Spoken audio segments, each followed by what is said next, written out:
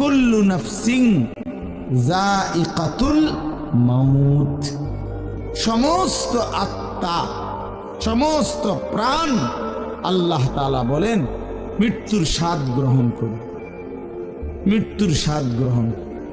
কুল ইন্নাল মাউতাল্লাযী তাফিরুনা মিনহু ফাইন্নাহু মুলাকীকুম। আল্লাহ তাআলা বলেন, হে নবী আপনি বলে দেন, ও দুনিয়াবাসী, মৃত্যু থেকে তোমরা যেখানেই পলায়ন করো না কেন, মৃত্যু তোমাদের সাথে সেখানে গিয়েই নিজেই মোলাকাত করবে, সাক্ষাৎ করবে। তুমি ডাকতে হবে না, মৃত্যু নিজেই আসে, মৃত্যু নিজেই আসে। আইনামা তাকুনু ইউদরিকুমুল মাউতু ওয়ালাউ কুনতুম ফি বুরুজিন মুশাইয়াদা। আল্লাহ বলে, তুমি যদি এমন একটা বিল্ডিং বানাও, ঘর বানাও, যে ঘরটা অনেক উঁচা, যে ঘরটার উপর দিয়া কেউ ভিতরে ঢুকতে পারবে না, যে ঘরটার মধ্যে একটা ছিদ্র নাই, একদম আটকানো, তো এরকম একটা ছিদ্রবিহীন সুউচ্চ ঘরও যদি তুমি বানিয়ে তার ভেতরেও তুমি আশ্রয় নাও, তো ইউদরিকুমুল মাউত, মৃত্যু তোমার সেখানেই পৌঁছে, তোমার সেখানেই পৌঁছবে। প্রিয় ভাই আমার, বন্ধু আমার, নওজোয়ান সাথীরা আমার, মৃত্যু এক অনিবার্য বাস্তবতা, চিরন্তন বাস্তবতা। এটা গ্রহণ করতেই হবে।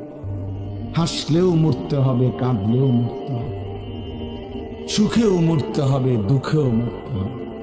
রাজপ্রাসাদ আর অট্টালিকার মানুষটাও মরে যাবে, জীর্ণ কুটিরে যে লোক থাকে, হ্যাঁ, সেই লোকটাকেও মরতে হবে।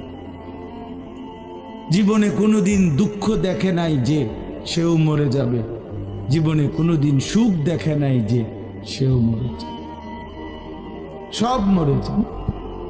এটাই সত্য, এটাই বাস্তবতা। অতএব মৃত্যু এক অনিবার্য বাস্তবতা, এটা গ্রহণ করতেই হবে। এটা যদি আমরা মনে রাখি, আমাদের জীবন অনেক সুন্দর হইত, অনেক সুন্দর হইত। রাসূলুল্লাহ সাল্লাল্লাহু আলাইহি ওয়াসাল্লাম বলছেন, আকসিরু যিকরা হাদিমিল লাযযাত ইয়ানি আল মাউত।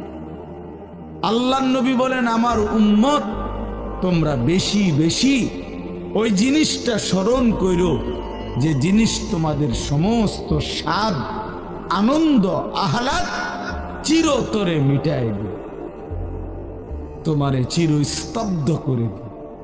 জলজ্জান্ত মানুষটা আমাদের সামনে হাঁটতো, চলতো, উঠতো, বসতো, ঘুরতো, ফিরতো, হ্যাঁ, সেই মানুষটা মনে করেন আমার চোখের সামনে নাই, তার লাশ আমার সামনে, আহা সেই লোকটা স্তব্ধ।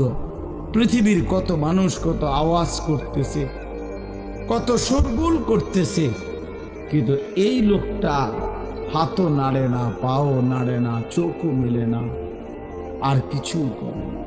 এ কি আশ্চর্য বিষয়! চোখের সামনের এই মানুষটা নাই, কি হলো তার? কে তারে থামাই দিল? কে তারে স্তব্ধ করল? এ তো আমার মতো ঘুরতো, ফিরতো, হাঁটতো। আহ, আমার আব্বারে আমি কত দেখছি, একদিন আমার আব্বা চলে গেল। আমার দাদারে আমি কত দেখছি, আমার দাদা একদিন চলে গেল। আমার জ্যাঠারে আমি দেখে আসছি, দোয়া করে আসছি, ফু দিয়ে আসছি। এক সপ্তাহ পরে জ্যাঠা ইন্তেকাল করলেন। আবার এক সপ্তাহ পরে আমি গিয়া জ্যাঠার জানাজা পড়াইছি। এই তো বাস্তবতা। যুবক ভাই, তুমিও মনে রাখো, বয়স্ক বাবা আপনিও মনে রাখেন। হাসান বসরি রহমতুল্লাহ আলাই একজন বড় বুজুর্গ ছিলেন।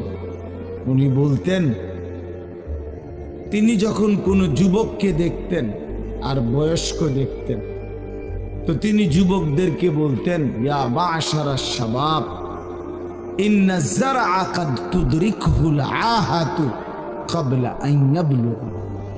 তিনি উপদেশ দিতেন, হে যুবকগণ শোনো, সব ফুল, সব ফল, সব গাছ চারা পরিপক্ক পাকা পর্যন্ত পৌঁছায় না, তার আগেই অগণিত